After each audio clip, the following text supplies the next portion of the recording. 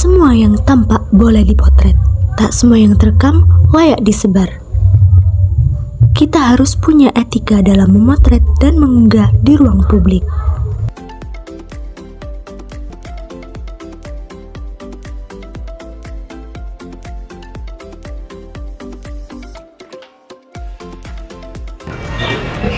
Hai semuanya, perkenalkan saya Elviri Maisaroh dengan NIM 201172-2020. Sekarang saya sedang berada di Kebun Binatang Surabaya. Pernah nggak sih kalian berpikir apakah kita sudah bijak dalam memotret dan memposting di tempat umum seperti di Kebun Binatang Surabaya ini? Namun kenyataannya menurut laporan dari Komnas HAM, kasus pelanggaran privasi digital di Indonesia semakin meningkat. Banyak diantaranya terjadi karena video direkam tanpa izin di tempat umum, wajah orang lain diunggah ke media sosial tanpa blur atau bersetujuan.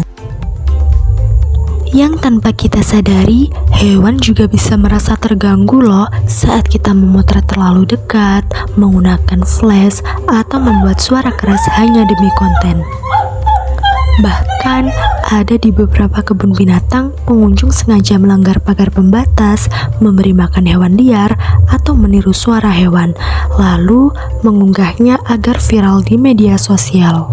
Nah, kebiasaan atau tindakan seperti itu bisa membahayakan hewan, bahkan bisa membahayakan diri kita sendiri.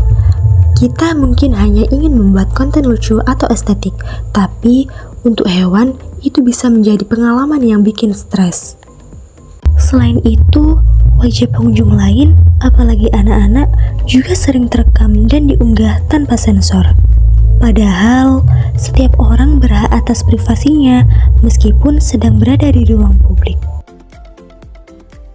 Menurut Undang-Undang ITE Pasal 27 Ayat 3, mempublikasikan konten yang merugikan atau mempermalukan orang lain bisa dikenakan sanksi pidana. Jadi, jangan asal posting ya. Yang lebih parahnya lagi, banyak konten viral justru menunjukkan aksi yang berbahaya, seperti masuk pagar pembatas, melempar makanan, atau mengganggu hewan dengan suara keras. Perlu diingat, kebun binatang ini bukan taman hiburan biasa, tapi rumah dan habitat yang harus dijaga. Jadi, gimana sih caranya jadi pengunjung yang bijak? Yang pertama, minta izin sebelum memotret orang lain. Yang kedua, jangan pakai flash atau suara keras saat memotret hewan. Yang ketiga, hargai aturan kebun binatang. Dan terakhir, tanya dulu ke diri sendiri sebelum memposting. Apakah konten ini akan membuat orang lain nyaman? Apakah ini akan merugikan pihak lain? Kalau ragu, lebih baik jangan diunggah.